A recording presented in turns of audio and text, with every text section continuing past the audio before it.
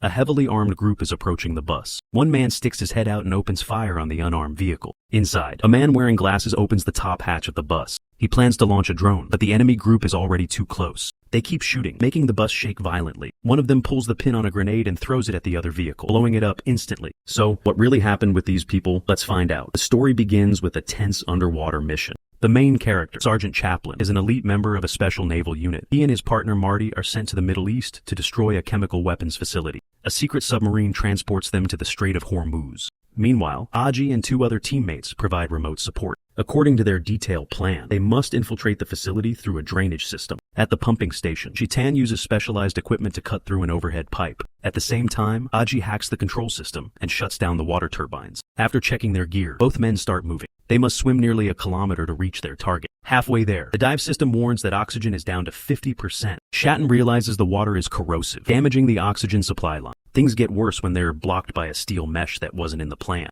With no time to lose, Stanton uses wire cutters to break through. At that moment, Marty's gear completely fails due to corrosion. His oxygen leaks out, forcing him to switch to a backup tank only enough for 2 minutes. Just as the mesh is cut, Steven's equipment also falls apart due to the corrosive water. They take turns using the oxygen tank and speed up, still 300 meters away from the target. Before they can relax, a greater danger suddenly appears. The turbines, which were turned off, suddenly restart and pull Marty toward them. In a desperate move, Chayton quickly drags Marty into a side pipe. The support team watches the intense scene through the camera feed. Oxygen is gone. They have no choice but to hold their breath and keep swimming. Just as they're about to black out, they escape and regain composure. Chayton breaks the lock and, together with Marty, climbs out of the pipe toward the target. However, along the way, they see no one in sight. The atmosphere is eerie. It seems everyone here already knew and fled. Ignoring the emptiness, they start planting explosives on the chemical devices, the main targets. All they need is to retrieve a sample of the chemical weapon to complete the mission. But upon reaching the lab, both men feel uneasy. That feeling is quickly confirmed. All staff members are dead.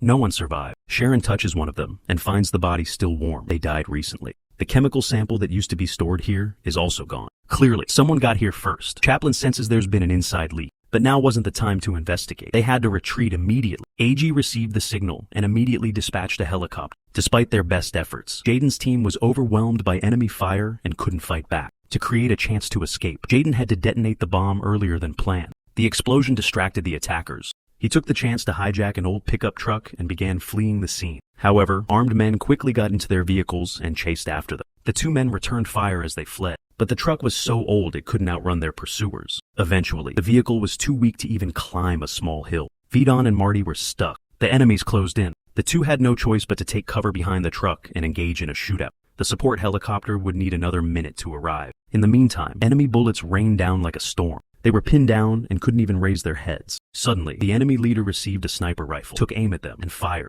The bullet went straight through Marty's neck. It tore through his artery. Vidon rushed to help, desperately trying to save him. Luckily, the helicopter arrived just in time, with cover fire from the gunner on board. They managed to pull Marty onto the aircraft and retreat from the scene. Vidon kept shaking him, begging him to wake up, but Marty was unresponsive. Watching through the screen, Aji's heart sank in pain. They had lost their comrade Marty forever. Marty's death was a devastating blow for Raiden. He didn't even have the courage to answer the call from Marty's wife back in London. Raiden visited his father's small boat. The moment Charlene saw him, his father sensed something was wrong and guessed there had been a tragedy. He took his son to a bar for a drink. The two drank heavily, and the pain was somewhat eased. The next day, after regaining his composure, Raiden returned to MI6 and met with Kim, the head of the Madam organization. He expected to be reprimanded, but Kim said nothing of the sort. Instead, she encouraged him to stand up and continue the search for the missing chemical weapons. Though, after leaving her office, Raiden went to meet Aziz, who was also under a lot of pressure from the mission. Raiden comforted him, saying some things are beyond their control. What matters is to keep moving forward. Just then, another colleague, Cummings, walked in. Surprised that Raiden hadn't been suspended, he raised an eyebrow, but Raiden didn't care. Once Aziz calmed down, the two reviewed the mission footage, focusing on the man who killed Marty. They identified him as the leader, but there was no information about his identity.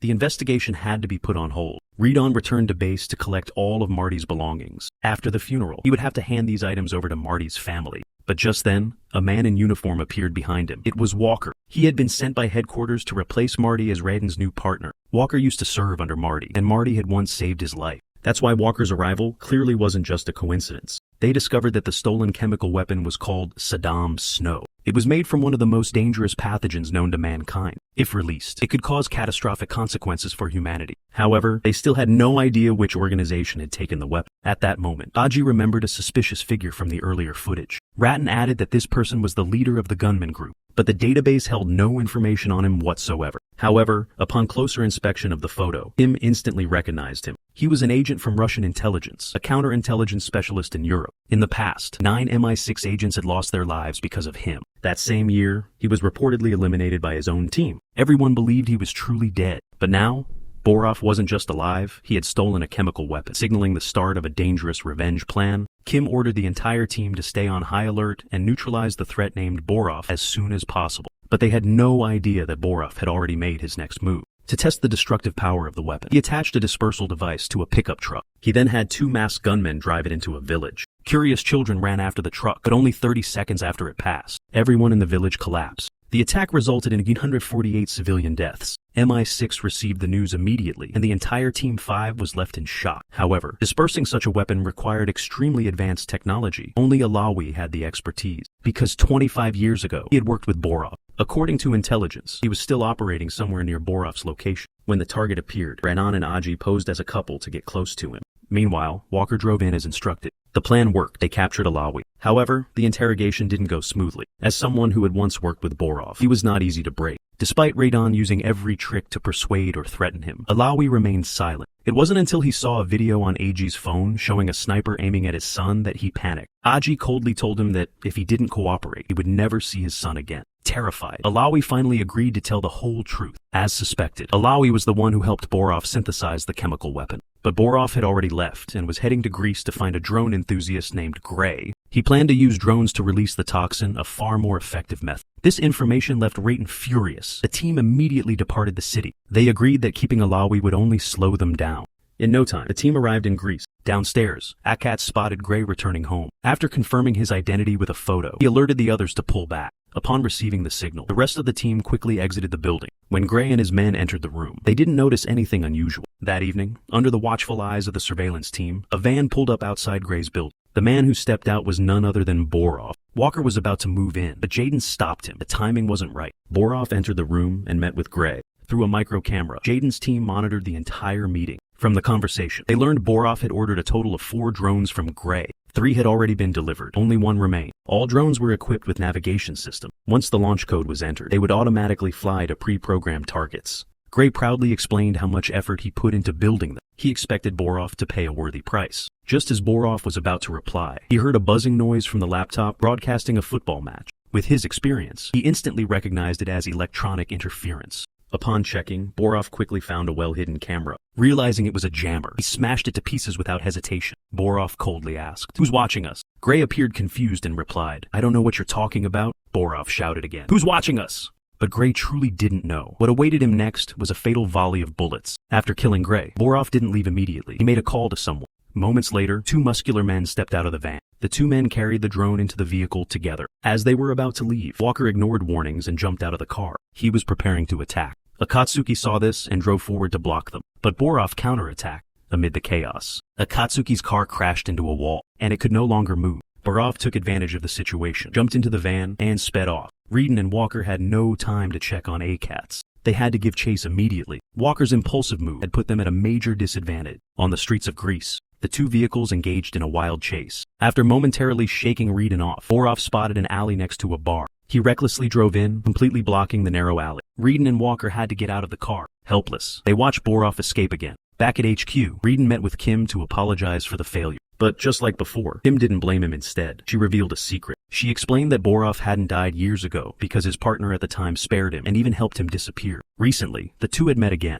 That former partner had now become the Deputy Minister of Defense. In an effort to rise in power, he handed Borov documents related to chemical weapons. Borov was instructed to carry out a massacre and blame it on the current minister, paving the way for a promotion. However, Borov didn't follow the plan. Instead, he eliminated the very man who once spared his life. Borov planned to keep the chemical weapons for himself and carry out a long-awaited revenge plan. Kim then told Reedon a truth that left him stunned. Years ago, the person who forged evidence to frame Borov was her then unknown agent. For years, she had been feeding Borov false intelligence. Over time, she not only gained his trust, they also developed feelings for each other. However, for the sake of her country, she had to falsely accuse him of being a double agent. This made him a fugitive in his own nation. After that incident, he withdrew from the world for a long time. What no one realized was that this very betrayal sparked Borov's desire for revenge. Later, Raiden returned to base and found Walker packing his things. Walker understood that the failure of the mission was entirely due to his recklessness. He had nearly put his teammates' lives at risk. He expected Raiden to kick him off the team, but Raiden said nothing. He simply told him to follow. They went together to Raiden's father's small boat, Mr. Shackley. Raiden hoped his wise father could offer guidance to the young man. While he quietly stepped into the cabin to listen. The conversation between them was warm. Charlie shared Jaden's background. It turned out they were not biologically related. When Charlie met Jaden, the boy was only 9. Both his parents had passed away, and he had wandered alone for a year. Charlie decided to adopt him and give him a safe home. Since then, they had relied on each other through everything. Through his story, Charlie wanted to tell Walker, don't stay stuck in the past, look forward. Protect the people around you. That was Charlie's wisdom. A father, not by blood, but by heart and love. But meanwhile, back at MI6 headquarters, agents were trying to decrypt the navigation system of the drone. But because Borov had encrypted the route, they couldn't determine its exact coordinates. Since Borov was Russian, Director Kim ordered Kumans to contact Russian intelligence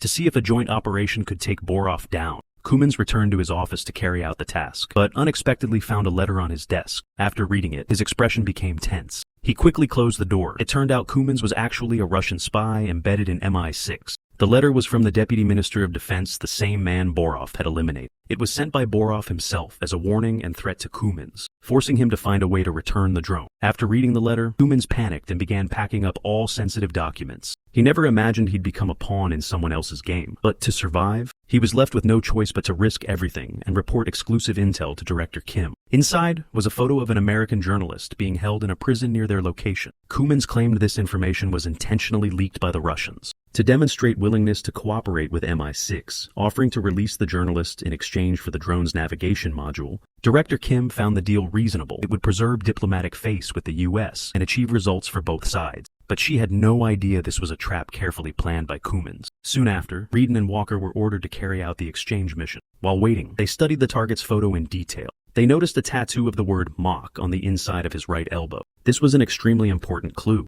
Not long after, intelligence agents delivered the target to the meeting point. Walker retrieved the navigation module from the passenger seat. The exchange went smoothly, but just before leaving, Raiden sensed something unusual. He immediately drove away from the scene, and upon returning to base, he went straight to the inspection unit to report everything. The officer in charge stated that in several previous missions, the enemy had always been prepared in advance. This indicated that information had been leaked internally. Yet all missions were top secret, with access granted to only a few individuals. The only person not involved in field operations who knew about the mission was Kuming. Moreover, Kumings was also the one who had suspended the drone module research project. Following Stanton's new strategy, Walker was about to add more details. When Director Kim cut him off, she believed it was too soon to draw conclusions. At the very least, they needed to hear Kuming's explanation. However, when they arrived at Kuming's office, it was already empty. It turned out Kuming had realized he was exposed and fled beforehand. Still, Kim stressed that the greater concern now was Borov and his drone. Fortunately, the tech team had recovered the coordinates the drone was heading toward. When compiling the coordinates, a 3D image clearly revealed the target to be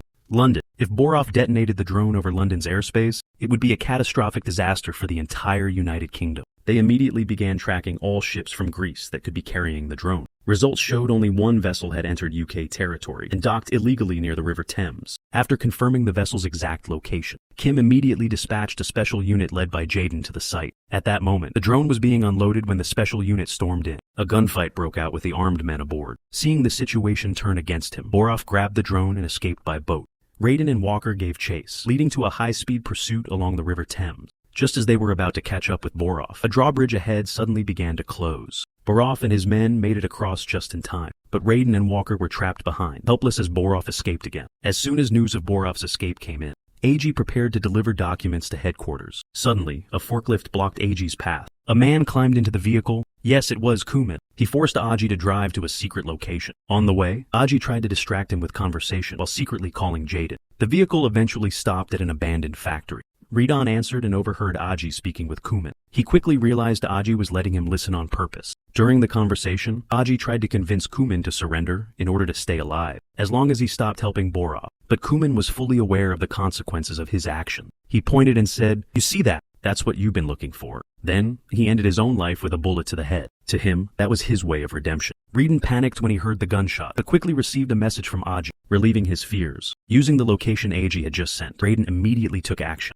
Meanwhile, Aji was haunted by Kuman's final words. She decided to go deeper into the factory to investigate, and unexpectedly spotted Borov and his men carrying the drone inside. They were slowly loading the device into a bus. It was their new plan to use the bus as a mobile launch platform for the drone. Once they finished packing, the bus left the abandoned warehouse. Akats immediately shared the location with Jaden. But with so many buses around, they couldn't identify which one was the target. Akats quickly came up with an idea. She quietly moved to the back of the bus, turned on her phone's flashlight, and started taking photos outside. At that moment, Reedon and his partner arrived. They easily spotted the correct bus and began tailing it immediately. Once the bus reached the outskirts, Director Kim gave the order to open fire. Upon receiving the command, both accelerated. Reedon drew his gun and fired directly at the bus. Borov, realizing he was being followed, rushed to the upper level of the bus. He opened the roof hatch, preparing to launch the drone. But the fire and violent shaking below caused the bus to rock uncontrollably, making it impossible to launch. Redden seized the moment, storming into the bus and exchanging fire with the waiting gunman. Amid the chaos, Walker quickly took down the driver with a single shot. Before the bus lost control, he also tossed in a grenade. Walker was thrown by the impact and knocked unconscious. Jaden was struck in the leg by a piece of metal. Despite the pain, he pulled the shard out. Moments later, Borov regained consciousness. At that moment, Reedon spotted the drone outside. He pulled out a grenade and began crawling toward it to destroy the device. But Borov suddenly shot him from behind. Reedon pushed forward with all his strength. Then he was hit again. At last, he rolled outside and prepared to detonate the grenade. Just as Borov was about to strike again, Walker suddenly regained consciousness and opened fire, saving Jaden's life. Borov opened his laptop, entered the launch code, and began guiding the drone manually. He even tried to steady it with his hands. But just then, the counterterrorism team arrived. Reedon hurled his final grenade, ending Borov's threat. Immediately after, the Special Forces launched a grenade assault. A massive explosion and fireball completely destroyed the drone and the chemical weapon inside. The crisis was officially over, and with that, the movie comes to an end.